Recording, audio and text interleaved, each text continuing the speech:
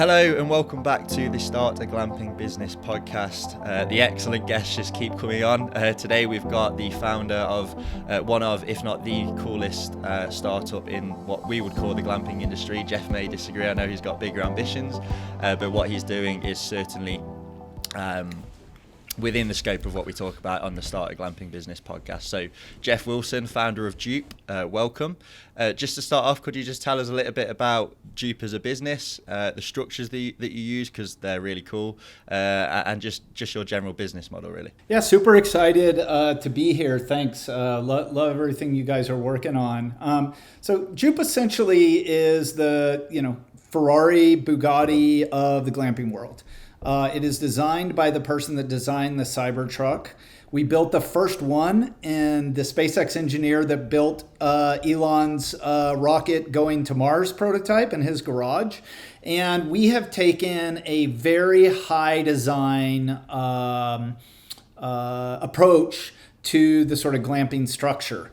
And we've thought about all the pain points that folks generally go through as well, which I can talk about in terms of code, resistance to mold and water and wind, delivery time, setup, decking, all that stuff that people generally have problems with. So yeah, that's an overview. Just on the well, first of all, the structures themselves, they're kind of unique, spacey style structures. And if you're watching on YouTube, hopefully the editor will have put an image up. If you're listening on audio, then we'll put links in the description. But could you just give like a quick 10-15 second description of what the structures look like, first of all? Yeah, so I mean, imagine a sort of angular structure from space. That probably the closest thing it looks like is like a diamond or maybe a Cybertruck. It's really hard to describe. You need to go to jupe.com to check it out. But they are 11 feet tall on the inside. They're really tall, really spacious, Baltic birch floors throughout. Track LED lighting, milled down to the millimeter, furniture that's built in. Pretty hard to describe, actually. It looks like a landed spaceship. You need to go to jupe.com for 2 seconds and check it out. There you go. And you're a revenue share model. You've got a revenue share model, right? So could you just tell us a little bit more about how that works? Yeah, there's two different ways we do it. So for very large projects, we'll do a revenue share. So essentially, we'll charge you a very small amount for the Jupes, and then we'll split the revenue. That's only on projects of 20 Jupes or more. For smaller projects, and what we're essentially do is selling them. And right now, we do have some additional inventory for this season that we're actually doing a deal. So this is the first time I've announced this publicly, but we are actually making a really good deal on sales of the units right now for the rest of this season. Okay, cool. And so I think before we go into your story, the lessons you've learned and everything like that, I think it's important to dig into your backstory because you're a pretty interesting guy. You've done a lot. You've got a lot of cool, I suppose, dinner party anecdotes that I'm sure you could bring out and entertain guests with.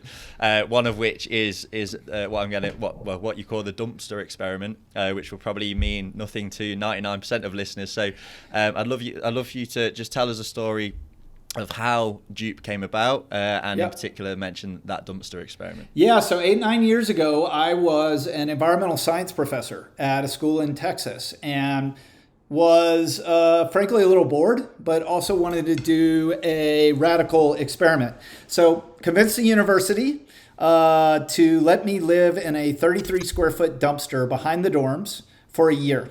I sold off everything I owned. I went completely off grid, and I wanted to just see how little I could live on, and also in this sort of symbol of waste, right? All this stuff we sort of throw away. So did that for a year. As you might imagine, city coding and zoning officials got very interested if I had any permits in this. And that was when I sort of started my exploration of ways to very quickly go through the permitting process and build something more like a product. Right after I left the dumpster, within a month, I started a prefab modular housing company for backyard ADUs. Sold that off at the end of 2018 and then started Jupe. And that's where we are now. Amazing. I think you're probably the first guest we've had on that's lived in a dumpster, and that's a pretty cool story to tell. Yeah, there's not a lot of us. There's a guy in San Francisco, and I think there's one guy in the UK, but we are a pretty small, tight-knit tribe. I'll have to find the guy in the UK when I go back home in a couple of weeks. For real. So you're clearly a very creative guy. You can see that. You've got a unique style. You lived in a dumpster again. You've got this really cool startup that has these amazing structures that are totally unique. Where do you get your best ideas from? There is this idea that it comes from within. This stuff is just manifested in our brains and sort of comes out of the ether. There is a book that just came out by Rick Rubin, who is the most prolific I think it's called The Creative Act. And Rick talks about that creativity actually comes from gathering a lot of things up, a lot of sort of data and experiences, and then cutting out all of the noise in your life and then seeing what emerges, right? And I've spent a lot of my life, I've been to 83 countries, every country in Europe, except I think like Belarus. I have lived in a bunch of places. I spent a lot of times, doing kind of weird stuff, gathering up these experiences. And I think the creativity really comes from that. It's not some innate thing that people have. It really is going out and gathering up a lot of the raw material. Then things emerge. Amazing. And so going back to Jupe's development, I suppose, you went through the Y Combinator process. Anyone who's familiar with San Francisco and the tech world will know what Y Combinator is. But for those who don't, it's a startup school. It's probably, would you agree, it's the most prestigious startup school? Yeah, so about 30,000 people apply and about 200 get in. Yeah. So it is by far the most competitive, the most sophisticated. They have, Airbnb, Coinbase, Instacart, Cruise, like a number of the sort of decacorns, unicorns out there started at Y Combinator. I can't recommend it highly enough. Yeah, and you're certainly the only glamping operator that's gone through that process. What did you learn from that process? What did it teach you, and how is it? How is that manifested in what Jupe is like today? I mean, look, Y Combinator is 16-hour days for I think 10 weeks, 7 days a week. They're not messing around, so it'd be really hard to encapsulate everything that we learned. But a few things. One is ship early, like launch, right? A lot of folks will spend so much time perfecting the product, but get something out there, learn from your users, improve the product, and do it again. And so we followed this in Jupe, right? Rather than me getting the perfect glamping unit together and everything all sophisticated and perfect. No, we got a completely janky unit, put it on a hilltop in LA illegally, and I got this founder of Soylent, a guy that's known for experimenting, to sleep in it the first night. And then we began to improve, get more out there, improve. Right. So that was one of the things, and it's also around make something that people want. Right. So we had to look around in the environment. It wasn't just about what they wanted from a sexy looking tent, but people don't want to have to permit things, to code. They don't want to pour a foundation. They don't want to pay a lot for shipping. They don't want to take months to set something up. They don't want to take months to wait for something. So all of that stuff we kind of built into our larger philosophy at Jupe. Hi everyone, thanks for listening. This is just a quick note to say that this podcast is brought to you by Glampetex in North America. And what we do is we help you through the process of starting a glamping business no matter what stage you're at. So if you need to find a property, we'll tell you where the most suitable area is to start your glamping glamping business. If you have a property, we'll look at your local zoning code and tell you how likely you are to get your project off the ground according to the zoning rules and regulations in your local area. We'll also give you a really good roadmap of permits that you'll need and regulations that you'll need to be aware of to get your glamping business off the ground. If you need financing, we'll introduce you to our range of financing partners and do you a feasibility study that will give you some really solid financial projections and market analysis that will allow you to acquire the funding that you need. If you need glamping units, we'll talk you through your options and introduce you to one of our trusted manufacturing partners to ensure that you're looked after throughout the whole process. If you need a site design or if you need permits to move forward with your project, we've got architects who will do all your drawings, make all your arguments, and essentially allow your dream to become a reality. The list goes on and I don't want to bore you, so I'll let you get back to the episode in a second. All I'd say is that Glamprotect North America are the people to speak to about starting a glamping business in the US or Canada. So if you're even thinking of starting a glamping business, just get in touch with us at contact@glamprotect.com or 646-586-2330. All the details are in the description, and no matter what stage of the process you're at, we will be able to help, whether it's doing something ourselves or pointing you in the right direction of our partners. Just let us know that you came from the podcast and we'll see about doing you a little discount along the way. So thanks for listening, and I'll let you get back to the episode. So you mentioned there, you shipped early, iterated, improved. What's the difference from Jupe when you shipped on day one to when you put it onto that hill illegally in California to today when you've got? I don't quite know how many units you've got out there. So how many units have you got out there, and what's the difference between day one and today? Yeah, so a lot of this was another thing that one of Y Combinator's catchphrases is do things that don't scale, right? So in the beginning, the sort of idea is that we should be doing all these things for scalability, but it's actually doing things that don't scale, right? So the way that we built that Jupe, the kind of dimensional lumber that we used, a lot of the materials, both in the top and in the solid bottom, messing around with all the off-grid stuff was a complete pain in the ass. Making things off-grid is very, very, very hard, especially making them comfortable. And so we began to tweak, the way that we put these things together, the way we CNC'd them, the materials, the lighting. There's probably been 500 small tweaks, but the general idea is still the same, right? Is that we can not ship air, we can not have to deal with code, and take away as much of the noise as possible of setting up a glamping site. And that one clear idea I think is important because, when you went to Y Combinator with this idea, you obviously had to pitch them. You're dealing with seasoned, hardened investors who know what they're talking about, have seen it all before. So, you need more than just a decent sales pitch. What do you think was the secret sauce or that one key idea that they saw in Jupe that led to you being accepted into the program and led to you being where you are today? I asked them that later. I was like, you guys don't really invest in glamping companies. You don't invest in hardware much, but maybe generally like less than 5% of the batch is not software, right? Mm-hmm. And they said, look, we saw the potential for Jupe, not in glamping. You're right, we didn't invest in a glamping company, but glamping was sort of the Tesla Roadster market for you guys for ultimately solving a problem for 1.5 billion people out in the world that need adequate housing.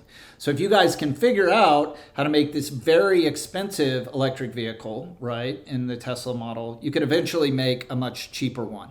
So that was one part of it. A big part of it was so that's a very, very, very big market. So this is one thing early stage VCs look for. The other thing is the idea, right? We had a pretty good idea of how we flat packed these, and now we can put them in containers, actually, so ship them all over the world. And then the third was the team. This wasn't our first rodeo, right? My co-founder has built Escalades in 57 seconds. I've had several of these type companies and just our overall team. So yeah, look, we have much bigger ambitions. Glamping's fantastic, but ultimately I want to solve housing for, hundreds of millions of people in the world. Yeah, so this is obviously a glamping podcast, so we want to have a bit of a focus on that. But obviously, this grand ambition is we've got to talk about it. So tell me a little bit about this ambition to solve housing, and the role you see Jupe playing in that. Yeah, a lot of this is not around just how we manufacture Jupes, put them together, the technology within that process, but it's actually about the business model. So there is no fleet housing business model out there in the world right now, right? You cannot say, hey, we have a wildfire in Northern California. Let's get a bunch of housing there and set it up. Okay, now we've got a billionaire's wedding in Montana, right? Let's go out there and set these Jupes up. Now there is an earthquake in Haiti or a war in Ukraine, right? If you had tens of thousands, hundreds of thousands, millions of these housing units, right, that could be moved around within containers, now you're managing a global fleet, right? So whether it is glamping, almost all this stuff's seasonal, right? If you look at Under Canvas, go look at their website. One of the largest glamping operations. They are shut down at all of their sites from about October to March. None of them operate. So for me, that's money left on the table. Why not build a very rapid redeployable unit and move those down to Mexico in the middle of the winter, right? Or use them for some other use case. So I wanted something that was really, really mobile and nimble. And that's what we designed in Jupe. Yeah, and so, that's the long-term plan. I imagine at the minute, most of your time is taken up by the glamping element. How do you see those coexisting, say 10 years from now? How big do you see your presence being in glamping versus in the housing sector or accommodation sector that's Yeah, look, this unit that we make right now is specifically for glamping, right? It's not going anywhere else. So I see us always being in that market. Glamping's a $3 billion market. It's a pretty big market and it's growing pretty fast. Housing is a $10 trillion market, right? So our investors, and our investors for financial gain and ourselves for both financial and, saving the world kind of stuff. We want to really crush glamping and make this thing perfect for that industry, but at some point we'll grow out of it. And so where are you in the glamping space at the minute in terms of location? How many locations have you deployed at and how many units have you got on site at the minute? Yeah, so we've made over 250 units. We are at about 15 locations, a few on the East Coast, but almost everything in the West and in the Southwest. Mm-hmm. So we've got a variety of customers and actually some in the mountains in Colorado as well. So that's the geography. And where do you see Jupe going in the glamping space over the next 5-10 years? Yeah, I would like to get us up to, call it 10,000 units in the next 5 years. I would like us to get to more of a dynamic fleet model. Right now, we've only moved these a few times. For example, we had a customer that had bought about 6 Jupes in northern Colorado, but he also had property down in the Mojave in Southern California. So in the winter, you don't really leave these things up all winter, right? We took them down, moved them to the Mojave, and they continue to turn cash. So I would like to have something where we are much more mobile, but still providing a really great experience in nature. And so, you've got these grand visions. You're a I suppose we'd say a Silicon Valley founder. You're pretty cool guy. But we want to dig into a bit. The audience, are looking for advice on starting a glamping business and best practices and things like that. So you said you've got 15 locations there.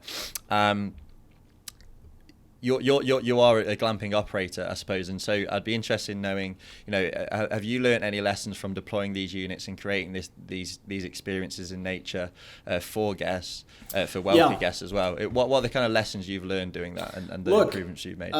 It is all about location first. Most people know that, but then amenities, right? So having the additional cost you might spend on a dual shower head, on a hot tub, right? Or on something kind of special, right? A sort of treehouse shower or something like this. Folks are paying to get deep into nature, but you're going to get a much higher ADR by putting a little bit of money into some of those amenities. And what people want to do a lot of times is throw up the tenor tent, right, and a squat bucket potty, right, and think that that's really going to crush. What's going to crush are something unique and investing a little bit in those amenities, right? So even if if you don't have a ton of capital, this is not something smart to say for my own business, but start with some smaller like bell tents. They're only going to last a year, right? And put that money into some of the amenities to build up your business. And then you can come along later when you want to raise the ADRs and get some jupes. But if you put some jupes down without good bathrooms, without showers, some of these amenities, you're not going to get high enough ADR. And so you really need to invest in that. Yeah, and if anyone wants bell tents, feel free to come to me because we have got some available. But what you said there... And Nick, how much are your bell tents? Our bell tent's probably around $1,500. Right. So it doesn't, frankly, look, I'm not going to bullshit people. Like, why are you going to go buy a $30,000 Jupe, right, when you can get 20 of them, of these bell tents from Nick? Now, again, we know maybe they get some mold, maybe they don't last so long, they don't blow, but that's fine. Build up your business, right? Get your amenities going, and then later you can start mixing in some jupes, right, for a higher ADR. So that's how I do it. Yeah, and what you said about spending those little extras on the amenities to improve the ADR, that's exactly what, I don't know whether you know Ben Wolf from Onera. He's got a unique outdoor hospitality business. He refuses to use the term glamping, but essentially... I don't like it either. Yeah. But you know what we mean. And he said the exact same. He said it's really important to spend those little extras on the little extras because they make all the difference. And they're going to bring people back time and time again. And in fact, he said that his biggest mistake was initially scrimping on those small things and going cheap. Yeah, I mean, it's actually worth, frankly, scrimping on the actual tent accommodation and spending more on the amenities, right? Yeah. I think it has to do with some form of human psychology, right? Of folks, they know they're going in the woods, right? And they've thought about their whole sleeping situation. It's probably okay if it's a little uncomfortable, but when they're going in a porta potty or they don't have a place to shower or these kind of things, I don't know what the psychology of it is, but it works to put extra effort into those amenities. And Jupe's quite a young company, but are there any mistakes you've made, particularly in the glamping space so far, that you've rectified and learned from? Yeah, I mean, one of them is this not having amenities, right? We have gone and tried some of these rev share deals where there was no bathroom, no shower, like no, hot tub, sauna, those kind of things. And we just weren't able to get the ADRs. I think the other thing is having a suite of products. I'm now making a $3,500 product, right? That are at a variety of like price ranges. Not everybody can afford a Bugatti or a Ferrari, right? It's just not that big of a market. Now, we do sell them, and we sell a lot of them, but it's generally for folks at the very high-end premium that want a very specific design experience, right? Mm-hmm. And this is the question we ask at the end of every podcast. It gets the same answer every time, but it's still fun to ask and see your reaction. So the final question I would ask, Jeff, is, are you happy with your decision to start this business? Maybe I'll just be completely outside and say it was a terrible idea. If I was to bet on any guest saying that, it would probably be you. It was fucking terrible, man. I should have just stayed in the dumpster. No, look, I mean, I will say it's really, really, really hard, right? This whole idea of, oh my God, I'm going to just throw some tents up and build it and they will come. It is not like that. It is a grind. It is hard work. You're going to have some failures, but, what else are you going to do? It's not too bad of a life getting out there and being in beautiful nature. And if you do enjoy meeting people and getting folks that typically are out in nature and being their sort of gateway drug to that, then it's fantastic. So it's been worth it, but it hasn't been easy. Yeah, and I don't think people should kid themselves thinking it is. exactly. But yeah. Exactly. Yeah, and if anyone wants to get in touch with you, to work with you, buy a Jupe, whatever, how do they do that? Probably Instagram's best. So Jupe Inc. INC is our Instagram. My Instagram is Prof Dumpster, short for Professor Dumpster, PROF Dumpster. And you can also just check out jupe.com. Amazing. Well, thank you for your time, Jeff. Really appreciate it. I think we're going to be seeing a lot more of you in the glamping space, but also the housing space as well, as you've mentioned. So, yeah, I'm sure we'll be hearing more from you soon. But thank you again for coming on. Really appreciate it. Awesome. Thanks, Nick. This is fantastic. Keep doing what you're doing, brother. Thank you. Appreciate it.